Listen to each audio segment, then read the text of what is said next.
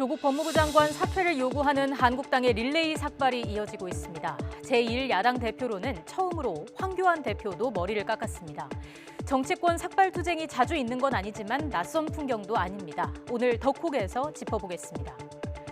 이른바 삭발 정치, 국회에서는 1987년이 시작입니다. 6월 항쟁으로 시민이 쟁취한 직선제 대통령 선거를 앞두고 야권은 김영삼 후보와 김대중 후보로 갈렸습니다. 당시 김영삼 후보의 통일민주당에 속해 있던 박찬종 의원은 후보 단일화를 요구하며 삭발을 했습니다.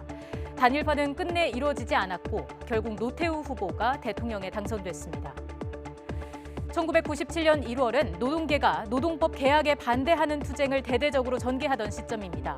국회에서는 제1야당이던 새정치국민회의 김성곤 의원이 삭발로 항의했습니다.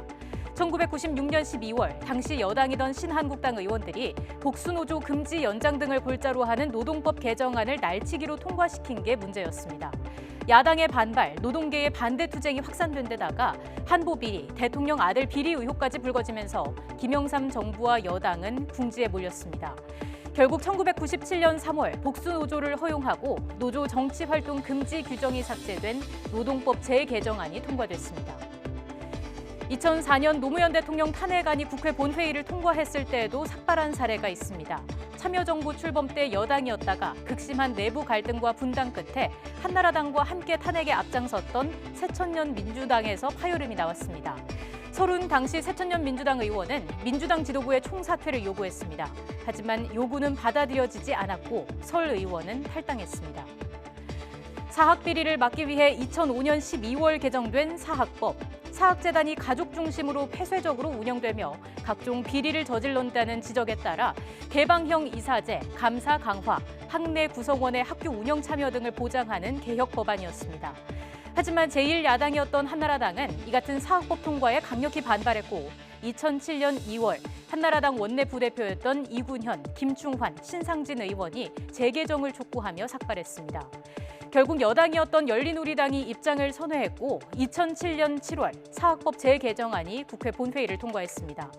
재개정안은 개정안에 비해 재단의 권한이 강화되고 재단 이사장 친인척의 학교장 취임도 가능해졌습니다.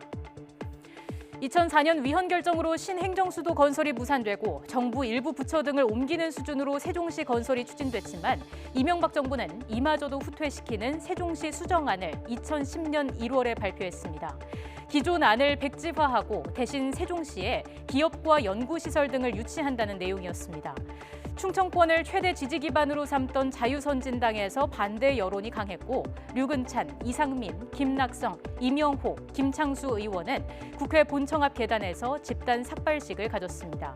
세종시 수정안은 그해 6월 국회에서 부결됐습니다. 2013년 11월 박근혜 정부는 당시 통합진보당이 내란을 음모했다며 헌법재판소에 정당 해산 심판을 청구했습니다. 그 직후 김선동, 김재현 의원 등 통합진보당 의원 5명이 삭발로 항의했습니다. 하지만 한 달 뒤 헌재는 재판관 8대1의 의견으로 정당 해산을 결정했습니다. 삭발 투쟁은 주로 약자의 투쟁 방식, 이른바 진보나 좌파 성향의 투쟁 방식으로 인식돼 왔습니다. 하지만 보수색이 강한 정치 세력도 삭발한 사례가 종종 있었고 공교롭게도 국회에서는 그 요구가 관철되기도 했습니다. 한국당은 당 대표까지 합세한 삭발 릴레이로 자신들의 요구를 관철해낼 수 있을까? 결국 검찰 수사 결과에 좌우될 것으로 보입니다.